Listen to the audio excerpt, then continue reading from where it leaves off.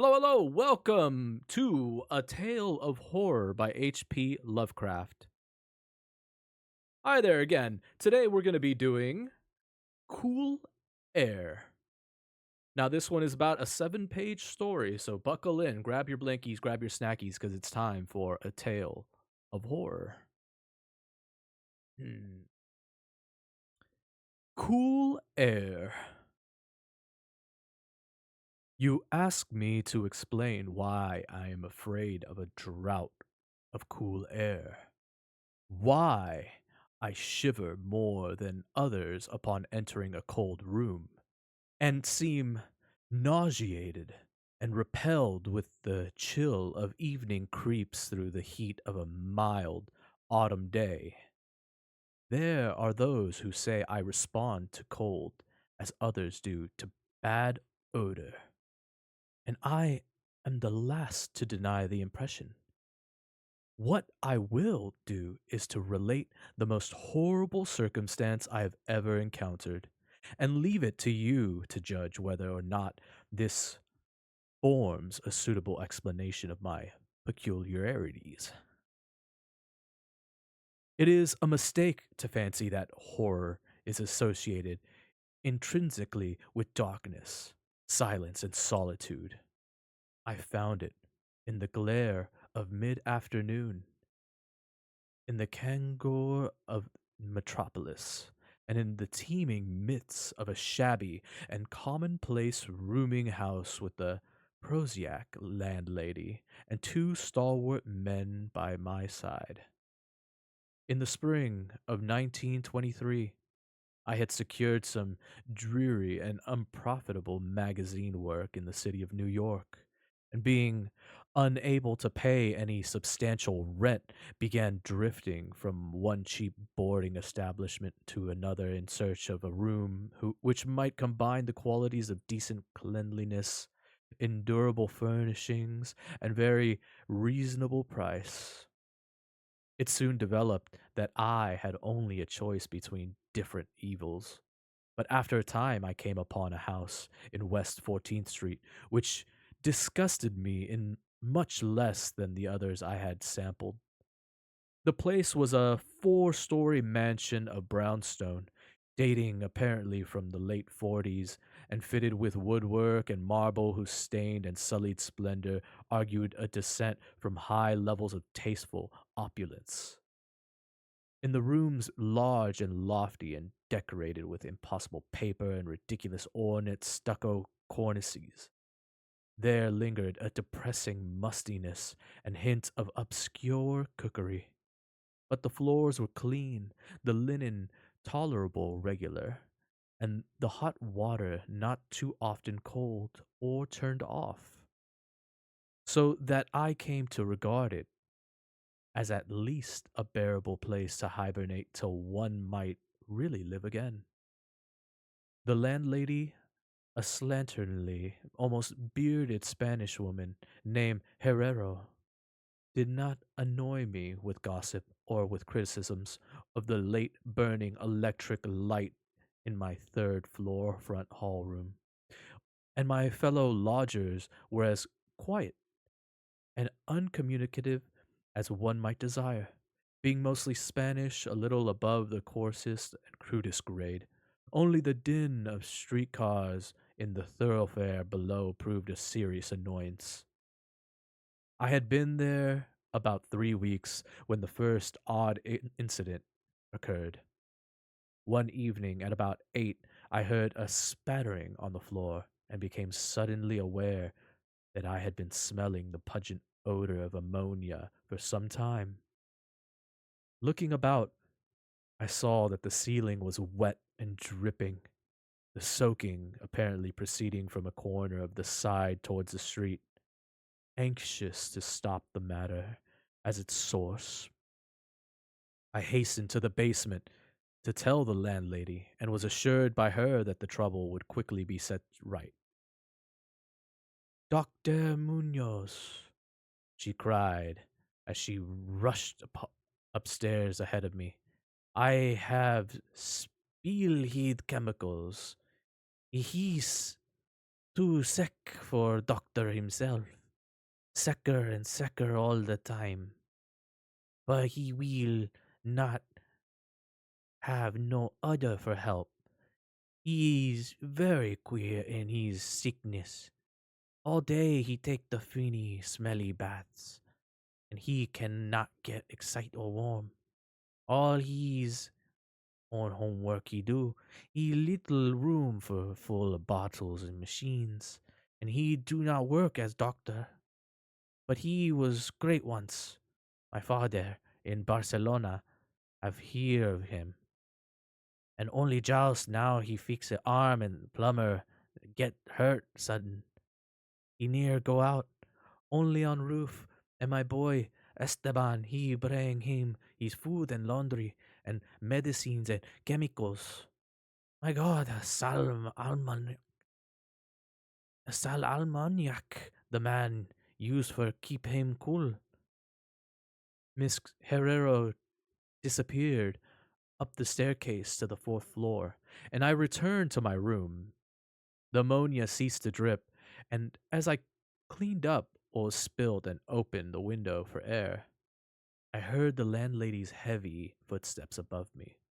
Dr. Munoz, I had never heard, save for certain sounds as of some gasoline driven mechanism, since his steps was his step was soft and gentle. I wondered for a moment what the strange affliction of this man might be, and whether his obstinate refusal of outside aid were not the result of a rather baseless eccentricity. There is, I reflected prettily, an infinite deal of pathos in the state of an eminent person who has come down in the world. I might never have known Dr. Munoz had it not been for the heart attack that suddenly seized me one forenoon as I sat writing in my room. Physicians had told me of the danger of those spells, and I knew there was no time to be lost. So, remembering what the landlady had said about the invalid help of the injured workman, I dragged myself upstairs and knocked feebly at the door above mine. My knock was answered in good English by a curious voice some distance to the right, asking my name and business, and these things being stated, there came an opening of the door next to the one I had sought. A rush of cool air greeted me, and though the day was one of the hottest of late June, I shivered as I crossed the threshold into a large apartment whose rich and tasteful decoration surprised me in the nest of squalor and seediness. A folding couch now filled its diurnal roll of sofa and mahogany furnishing. Sumptuous hangings, old paintings, and mellow bookshelves all bespoke a gentleman's study rather than a boarding house bedroom. I now saw that the hall room above mine, the little room of bottles and machines which Miss Herrero had mentioned, was merely the laboratory of the doctor, and that this main living quarters lay in the spacious adjoining room whose convenient alcoves and large contiguous bathrooms all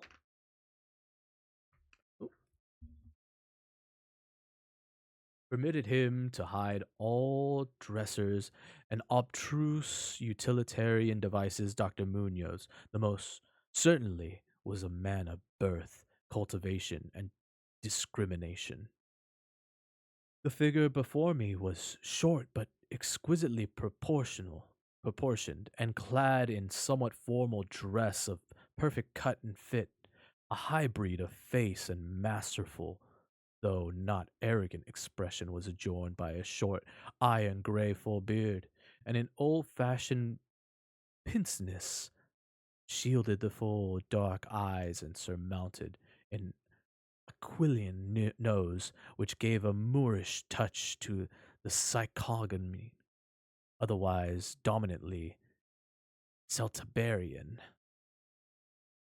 Thick, well trimmed hair that argued the punctual calls of a barber was parted gracefully above, a high forehead, and the whole picture was one of striking intelligence and superior blood and breeding. Nevertheless, as I saw Dr. Munoz, Munoz in that blast of cool air, I felt a repugnance which nothing in his aspect could justify. Only his lividly inclined complexion and coldness of touch could have afforded a physical basis for this feeling. And even these things should have been excusable considering the man's known invalidism. It might too have been the singular cold that alienated me, for such chilliness was abnormal on so hot a day, and the abnormal always excites aversion, distrust, and fear. But repugnance was soon forgotten in admiration, for the strange physician's extreme skill at once became manifest despite the ice coldness and shakiness of his bloodless looking hands. He clearly understood my needs at a glance and ministered to them with a master's deftness, the while reassuring me in a finely modulated, though oddly hollow and timbreless voice, that he was the bitterest of sworn enemies to death, and had sunk his fortune and lost all his friends in a lifetime of bizarre experiment devoted to its bafflement and extirpation. Something of the benevolent fanatic seemed to reside in him, and he rambled on almost garrulously as he sounded my chest and mixed a suitable draught of drugs fetched from the smaller laboratory room. Evidently, he found the society of a well born man a rare novelty in his dingy environment, and was moved to unaccustomed speech as memories of better days surged over him. His voice, if queer, was at least soothing, and I could not even perceive that he breathed as the fluent sentences rolled unbanely out. He sought to distract my mind from my own seizure by speaking of his theories and experiments, and I remember his tactfully consoling me about my weak heart and insisting that will and consciousness are stronger than organic life itself, so that if a bodily frame but originally healthy and carefully preserved, it may, through a scientific enhancement of these qualities, retain a kind of nervous animation despite the most serious impairments, defects, or even absences in the battery of specific organs. He might, he half gesturedly said, some day teach me to live, or at least to possess some kind of conscious existence without any heart at all. For his part, he was afflicted with a complexion of maladies, requiring a very exact regimen, which included constant cold. Any marked rise in temperature might, if prolonged, affect him fatally, and the frigidity of his ab- habitation, some 55 or 56 degrees Fahrenheit, was maintained by an absorption system of ammonia cooling, the gasoline engine of whose pumps I had often heard in my own room below. Relieved of my seizure of a marvelously short while, I left the shiverly place a disciple of and devotee of the gifted recluse. After that, I paid him frequent overcoated calls, listening while he told me of secret researches and almost ghastly results, and trembling a bit when I examined the unconventional and astonishingly ancient volumes on his shelves. I was evidently, I may add, almost cured of my disease for all time by his skillful ministrations. It seemed that he did not scorn the incantations of the medievalists, since he believed these cryptic formulae to contain rare psychological stimuli which might conceivably have similar singular effects on the substance of a nervous system from which organic pulsations had fled. I was touched by his account of the aged Dr. Torres of Valencia, who had shared his earlier experiments and nursed him through the great illness of 18 years before, whence his present disorders proceeded. No sooner had the venerable practitioner saved his colleague than he himself succumbed to the grim enemy he had fought. Perhaps the strain had been too great, for Dr. Munoz made it whisperingly clear, though not in detail, that the methods of healing had been most extraordinary, involving scenes and processes not welcomed by elderly and conservative gallants. As the weeks passed, I observed with regret that my new friend was indeed slowly but unmistakably losing ground physically, as Miss Herrero had suggested. The livid aspect of his countenance was intensified. His voice became more hollow and indistinct. His muscular motions were less perfectly coordinated, and his mind and will displayed less resilience and initiative. Of this sad change he seemed by no means unaware, and little by little his expression of conversation both took on a gruesomely irony, which restored in me something of the subtle repulsion I had originally felt. He developed strange caprices, acquiring a fondness of exotic spices and Egyptian incense till his room smelled like the vault of a sepulchred pharaoh in the Valley of the Kings. At the same time, his demands for cool air increased, and with my aid, he amplified the ammonia piping of his room and modified the pumps and feed of his refrigerating machine till he could keep the temperature as low as 34 or 40 degrees, and finally, even 28 degrees. The bathroom and laboratory, of course, being less chilled in order that the water might not freeze and that chemical processes might not be impeded. The tenant adjoining him complained of the icy air from around the connecting door, so I helped him fit heavily hanging to obviate the difficulty. A kind of growing horror of outre and morbid cast seemed to possess him. He talked of death incessantly, but laughed hollowly when such things as burial or funeral arrangements were gently suggested. All in all, he became a disconcerting and even gruesome companion.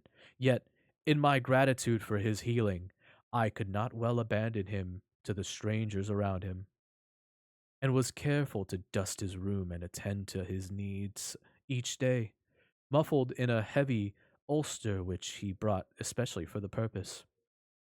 I likewise did much of his shopping and gasped in bafflement at some of the chemicals he ordered from druggists and laboratory supply houses. An increasing and unexplained atmosphere of panic seemed to rise around his apartment. The whole house, as I have said, had a musty odor, but the smell in his room was worse, and in spite of all the spices and incense and the pungent chemicals of the now incessant baths which he insisted on taking unaided, I perceived that it must have connected with his ailment, and shuddered when I reflected on what that ailment might be.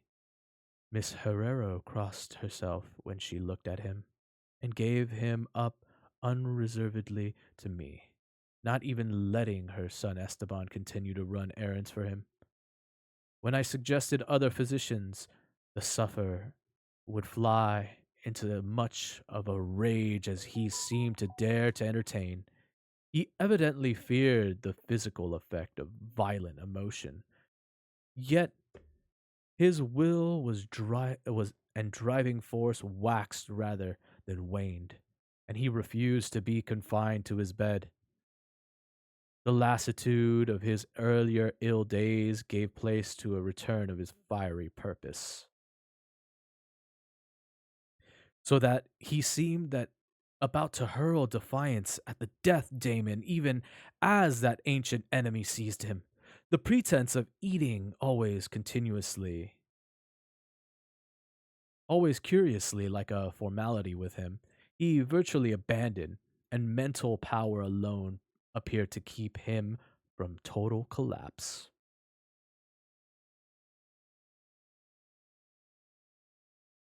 He acquired a habit of writing long documents of some sort, which he carefully sealed and filled with injunctions that I transmit them after his death to certain persons who he named, for the most part lettered East Indians, but including a once celebrated French physician, now generally thought dead, and about whom the most inconceivable things had been whispered. As it happened, I burned all these papers, undelivered and unopened.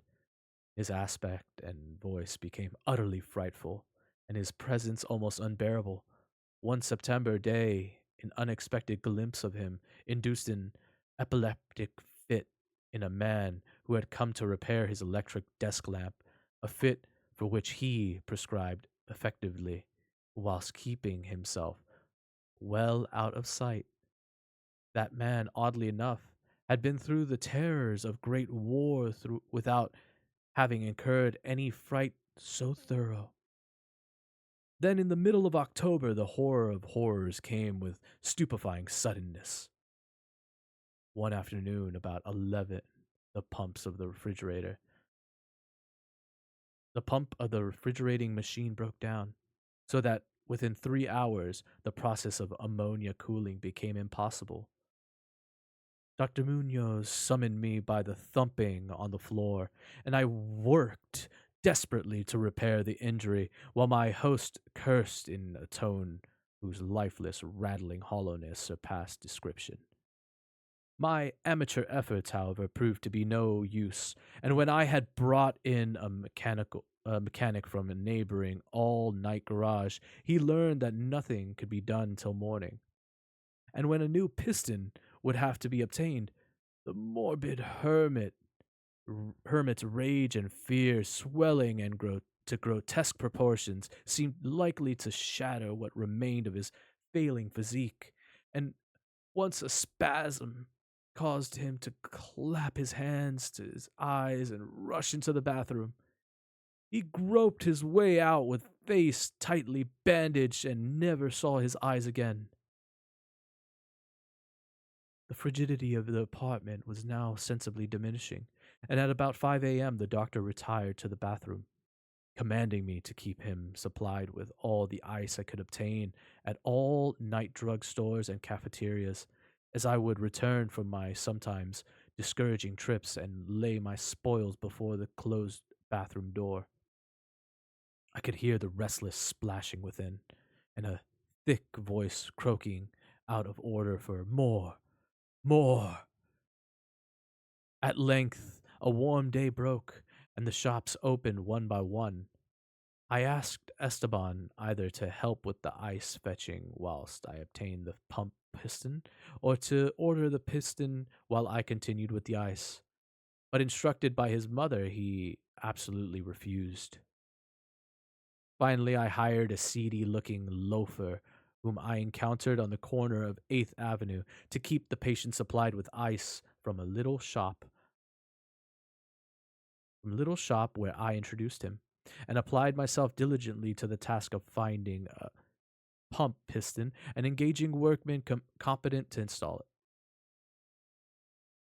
The task seemed interminable, and I raged almost as violently as the hermit when I saw the hours slipping by in a breathless, bondless round of vain telephoning and a hectic quest from place to place, hither and thither, by subway and surface car.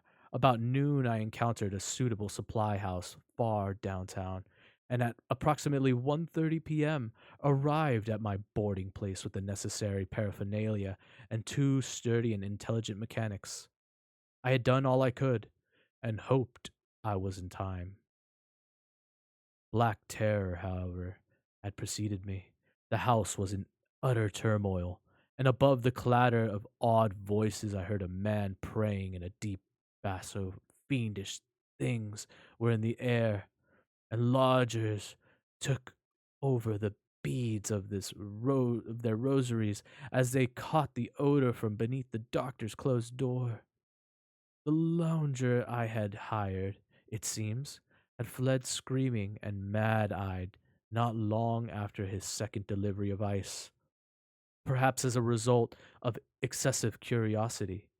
He could not, of course, have locked the door behind him, yet it was now fastened, presumably from the inside. There was no sound within save a nameless sort of slow, thick dripping. Briefly consulting with Miss Herrera and the workmen despite a fear that gnawed my innermost soul, I advised the breaking down of the door. But landlady found a way to turn the key from the outside with some wire device. We had previously opened the door of all the other rooms on that hall and flung all the windows to the very top. Now, noses protected by handkerchiefs, we tremend we tremendingly invaded the accursed south room with ablaze with the warm sun of early afternoon. A kind of dark, slimy trail led from the open bathroom door to the hall door, and thence to the desk where a terrible little pool had accumulated. Something was scrawled there in pencil in an awful, blind hand on a piece of paper hideously smeared, as though by the very claws that traced the hurried last words. Then the trail led to the couch and ended unutterably. What was or had been on the couch I cannot or dare not say, but this is what I shiveringly puzzled out on a sickly smeared paper before I drew a match and burned it to a crisp. What I puzzled out in terror as the landlady and two mechanics rushed frantically from the hellish place to babble their incoherent stories at the nearest police station. The nauseous words seemed well nigh incredible in the yellow sunlight, with the clatter of cars and motor trucks ascending clamorously from crowded 14th Street. Yet I confess that I believed them then. Whether I believe them now, I honestly do not know. There are things about which it is better not to speculate. And all that I can say is that I hate the smell of ammonia and grow faint at a draught of unusual cold air. The end, ran that loathsome scrawl, is here. No more ice. The man looked and ran away. Warmer every minute, and the tissues can't last. I fancy you know what I said about the will and the nerves and the preserved body after the organ ceased to work. It was good theory, but couldn't keep up indefinitely. There was a gradual deterioration I had not foreseen. Dr. Torres knew, but the shock killed him. He couldn't stand what he had to do. He had to get me in a strange, dark place when he minded my letter and nursed me back. And the organs never would work again. It had to be done my way. Artificial preservation. Or you see, I died that time 18 years ago. And that concludes the tale of Cool Air by H.P. Lovecraft. Wow, what do you think of that one, you guys? Interesting tale. Wow. So many references to Batman villains like Dr. Freeze, right? What an incredible ending with the letter being written about him having already been dead and like having to preserve his organs.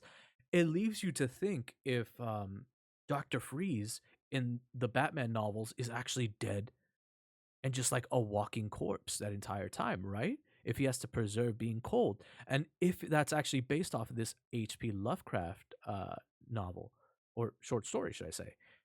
Very interesting read. I like that one quite a bit. Cool Air, everybody. Make sure to tune in for the next reading. Then it's going to be a doozy. This one is The Call of Cthulhu. You know it, boys and girls. That's going to be a good read, so make sure you come back for that one. That one's going to be in acts as well. This one seems like it's going to be a little bit of a long one, too, so I might have to separate this one into a couple of days. But look forward to The Call of Cthulhu for our next one. And if you're watching from YouTube, make sure you hit that like and subscribe. It goes a long way. Make sure you comment as well on all the stories that you love, because at the end of all these readings, I will be choosing the most liked, the most commented, and I will be doing a review on some of my favorite tales as well. And I might be doing a little something special, like animating something, or I might be doing like a full act play of like some of these stories in some way. I might try and gather a few people for the work, but please make sure you go check it out. The YouTube link should be right down below. On the Twitch, there should be some links to the YouTube. If you want to watch live, I usually do this on twitch.tv/StigmaXOXO. Go check that out. Make sure you're following the channel. It goes a long way. And thank you for all your support. Seriously, it has been some time since I started doing this a while ago. I started out with the Grimm's Fairy Tales, and these tales of horror are kind of something new for me. um, I don't know how long I'm gonna be able to keep up a lot of this reading, considering that there's a lot of like copyrighted stuff out there. I'm trying to access as much public domain stuff as I can. So in the future, I'll try to select some different themes that we'll be able to read on stream. But I hope that you all enjoy this just as much as I do. Seriously, when I was younger, I didn't necessarily have anybody that read me stories in this manner as well. Encouraged me to read fantastic very fantasy way. So I really hope that you guys enjoy these segments, and if at the very least are entertained in some way. I will see you all on the next one. Thank you for all your support again, and as always, good night. Don't let the bed bugs bite. Stranger. Bitter. Oh, there's also going to be 2 boxes that are going to pop up at the end of the video right around here for the playlist of the Grimm's Fairy Tales on this side and the Tales of Horror. Go check those out. Really cool stories in both of those. Thank you.